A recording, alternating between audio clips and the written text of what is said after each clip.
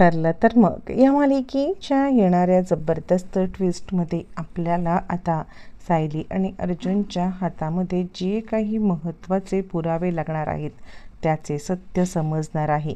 सायलीला आता इकडे आश्रमामध्येच जे काही पुरावे सापडले ते पुरावे आणि त्याचबरोबर असलेली आपली ओळख या सत्याचा ज्या वेळेला शोध लागलाय त्याच वेळेला अर्जुनने आता इकडे सायलीला विश्वासात घेत जे काही मधुभाऊंनी सांगितले ते सुद्धा सत्य सांगितले आणि त्यानंतर सायलीच तन्वी आहे या गोष्टीची कशी ओळख पटले पाहूया. आणि त्याच्यातच कुसुमने ती डायरी मधुभाऊंची जी अर्जुनच्या हातात दिली त्या डायरीमध्ये सायलीच तन्वी असल्याचा जो उल्लेख पाहता स्वतः कुसुमलाच धक्का बसलाय.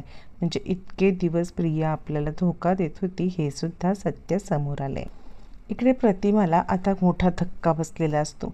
म्हणजे आपल्या बाबतीत ज्या काही चुकीच्या गोष्टी घडल्यात त्यानंतर ती स्वतःच खूप हादरलेली असते आणि ते विचार करत असते की तन्वीने मला ज्या गोळ्या दिल्यात त्यामुळे मला काहीतरी होणार. आणि ती खूप अस्वस्थ असताना इकडे सायली तिच्याजवळ येते आणि प्रतिमा त्या तुम्ही चिंता करू नका, तुम्हाला काही होणार नाही आहे. हे बघा त्या गोळ्यांच्या वरती आता अँटीडोट आपण घेतलेले आहेत त्यामुळे तुम्हाला सगळं आठवणार, तुम्ही चिंता करू नका असं ती प्रतिमाला सांगायला लागते. प्रतिमा सांगते सायली खरंच तूच माझी जर का मुलगी असतीस ना तर किती बरं झालं असतं. मला तर कळतच नाही आहे की कुठच्या जन्मीचं माझं वैर म्हणून हे सगळं माझ्या वाट्याला आले असं म्हणत प्रतिमा आता मनाने खचलेली असते. सायली तिला समजवते तुम्ही चिंता करू नका, काही झालं तरीसुद्धा सगळं ठीक होईल. इकडे प्रतिमाची तब्येत खराब म्हणून रविराजसुद्धा हादरलेले असतात. रविराजांना सुद्धा आता धक्का बसलेला असतो आणि त्यातच त्यांनी अश्विनला बोलवून घेतलेलं असतं. अश्विनला सांगितलेलं असतं की तू सांगत आहेस ना की मी तन्वीची बेल का देत नाही आहे, तर मी तुला एक गोष्ट सांगतो, तन्वीची बेल न देण्यामागचं कारणच हे आहे की मला या सगळ्यामध्ये तन्वीबद्दलची अनेक सत्य समजलेली आहेत. आत्ताच प्रतिमाला दिलेल्या गोळ्यांचं सत्य. मग तूच मला सांग कशा पद्धतीने मी तिला आता हे सगळं करू. यावरती आता इकडे लगेचच अश्विन सांगायला लागतो पण काका हे सगळं तन्वीनेच दिलंय कशावरून. यावरती आता इकडे रविराज म्हणतो हे बघ जरी ती माझी मुलगी असली ना तरीसुद्धा तिने जे काही खोटी कारस्थानं केलेली आहेत ना ती खोटी कारस्थानं आपण पाठीशी घालून चालणार नाही आहेत. मुळातच मी पण तुला सांगतो की तिच्या प्रेमामध्ये इतका वेळा होऊ नकोस की तुला बाजूच्या गोष्टींचं भान काही राहणार नाही असं म्हटल्यावरती मग आता इकडे अश्विन सांगायला लागतो काका. यावरती रविराज म्हणतात अश्विन या सगळ्यातून बाहेर ये, ती आपल्या सगळ्यांची फसवणूक करत आहे. तुझी फसवणूक, माझी फसवणूक, प्रतिमाची फसवणूक आणि सगळ्या घरच्यांची फसवणूक. आता तरी डोळे उघड असं म्हटल्यावरती मग आता इकडे अश्विन विचार करायला लागतो.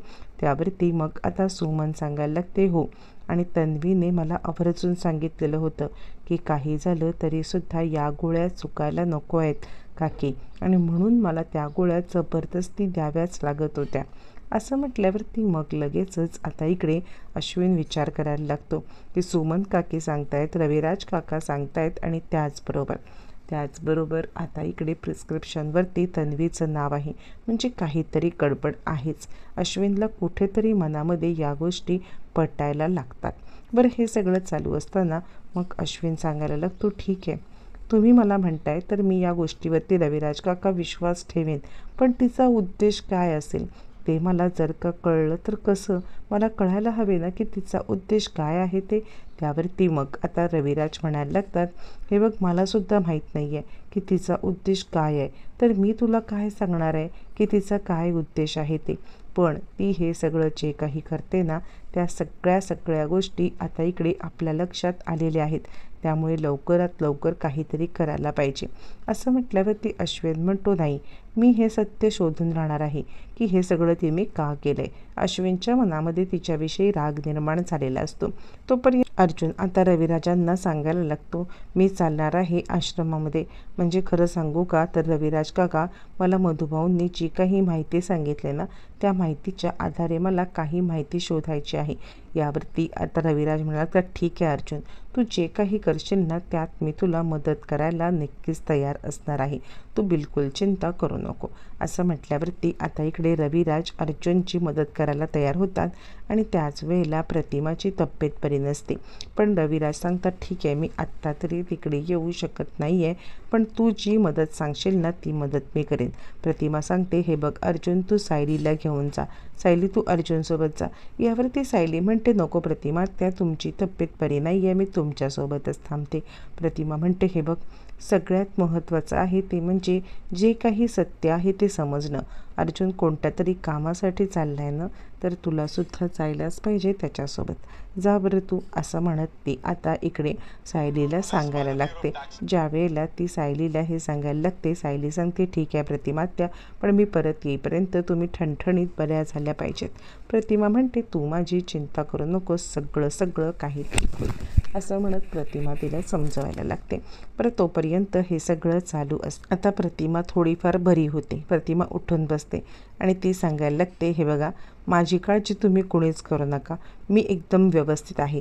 रविराज म्हणतात हो प्रतिमा, तुला काही झालेलंच नाही आहे, तू उगाच चिंता करू नकोस. यावरती सुमन म्हणते हो वहिनी, जी गोळी चालू होती ती गोळी तर आपण आता बंद केली ना. यावरती प्रतिमा सांगते हो, आणि मला मागच्या आठवणी आठवायला लागलेल्या आहेत. मला आठवतंय त्या रात्रीचं सुद्धा. आता मात्र नागराज सटपटतो आणि प्रतिमा सांगायला लागते त्या गोळ्या बंद केल्यानंतर मला काही गोष्टी बऱ्यापैकी आठवायला लागलेल्या आहेत. मला आठवते काय नक्की माझ्यासोबत झालं होतं ते. असं म्हटल्यावरती मग ती सांगायला लागते हो, मला त्या रात्रीचं आठवते, तन्वी माझ्या हातातून निसटली होती. यावरती मग नागराज म्हणतो वहिनी तू जास्त डोक्याला त्रास करून घेऊ नको, कारण आत्ताच तुला जर का सगळं एकदम डोक्याला स्ट्रेस आला तर कदाचित डोक्याला अजून ताण येऊ शकतो. यावरती मग प्रतिमा थोडीशी झटपटते. रविराज सांगायला लागतात काही प्रतिमा तू काळजी करू नकोस, सगळं काही ठीक होणार आहे.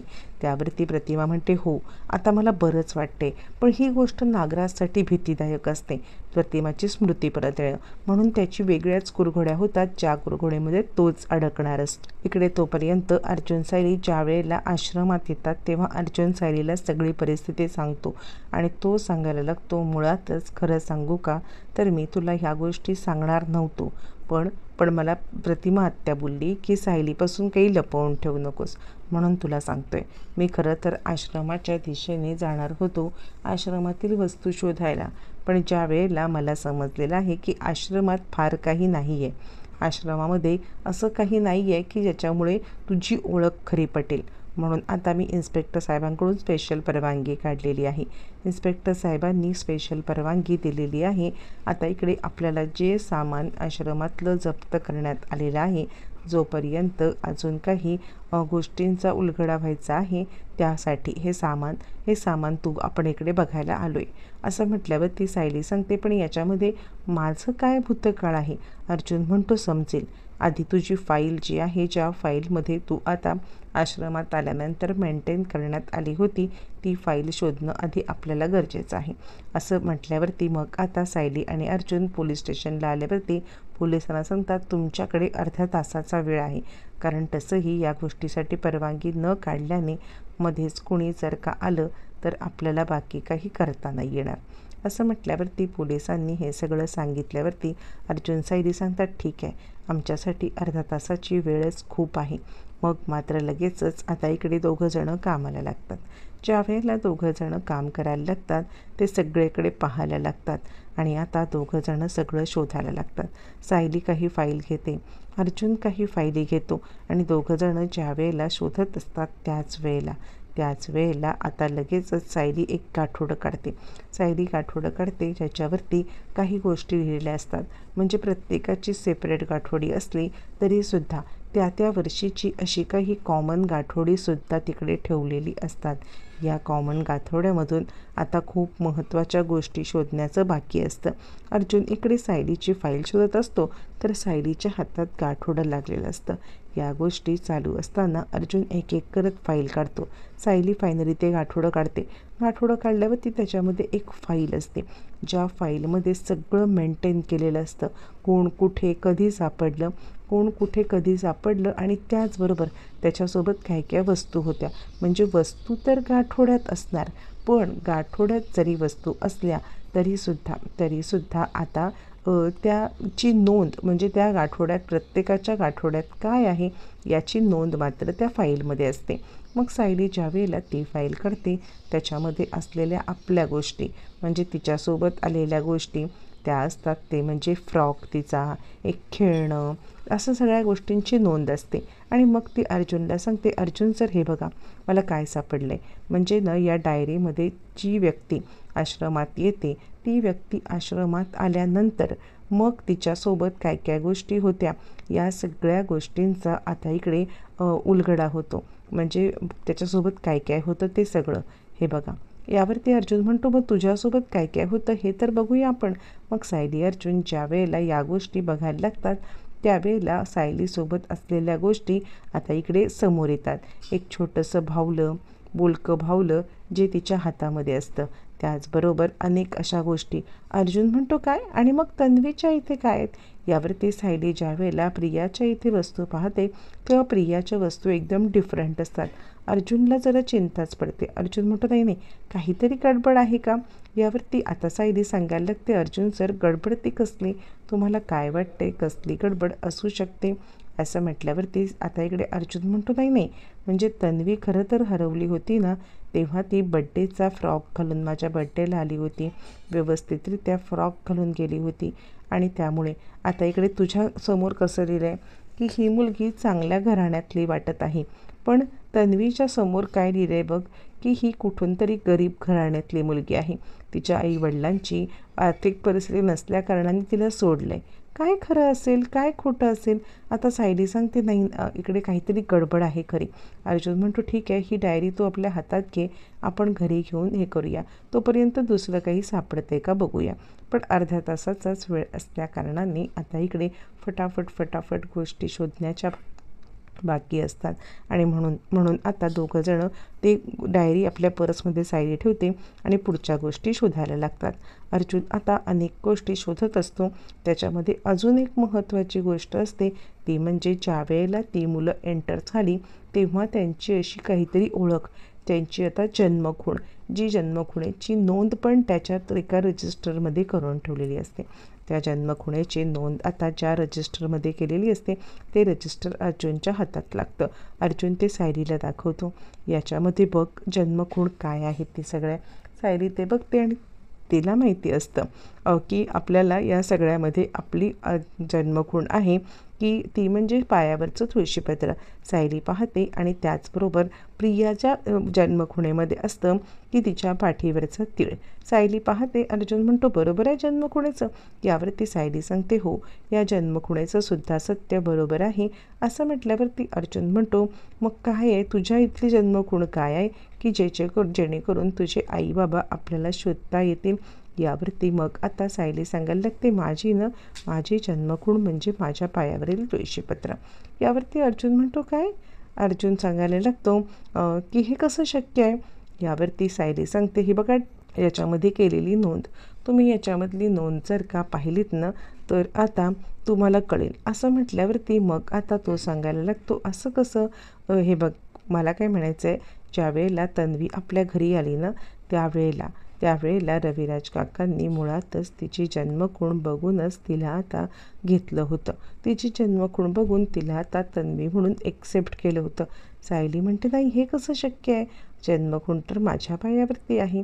हे म्हटल्यावरती अर्जुन आता अधिकच सटपटतो आणि तो विचार करायला लागतो नाही काहीतरी गडबड आहे. तू ही डायरीसुद्धा घे. आता त्या दोन गोष्टी, एक म्हणजे त्या वस्तू आणि दुसरी गोष्ट म्हणजे जन्मखुणेचं सत्य. तोपर्यंत इन्स्पेक्टर साहेब आणि ते सांगतात तुमचा वेळ झाला आहे कारण ना कमिशनर साहेबांची व्हिजिटिंगची वेळ झालेली आहे. असं म्हटल्यावर ते अर्जुन म्हणतो ठीक आहे मी इथल्या 2 गोष्टी घेतलेल्या आहेत, त्या 2 गोष्टी आता तुम्हाला मी सध्या तरी घेऊन जातो. इन्स्पेक्टर साहेब म्हणतात ठीक आहे पण लवकरात लवकर तुम्ही त्या गोष्टी नंतर आणून ठेवा.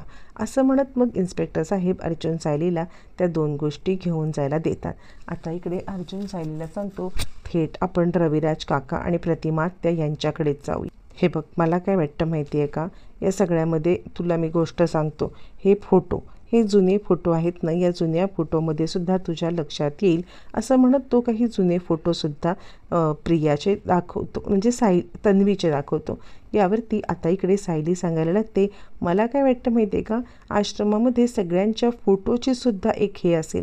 अर्जुन म्हणतो ठीक आहे, ते सुद्धा आपण घेऊया, पण हे जे पुरावे सापडलेत ते रविराजांकडे घेऊन जाऊया, म्हणजे सिनियरकडे. आता अर्जुन घरी येतो आणि त्यानंतर तो सांगतो काहीतरी गडबड आहे. त्यावरती मग आता अश्विन पण तिकडे असतो. रविराज म्हणतात गडबड, कसली गडबड? त्यावरती मग आता अर्जुन ते दोन्ही फाईल दाखवतो.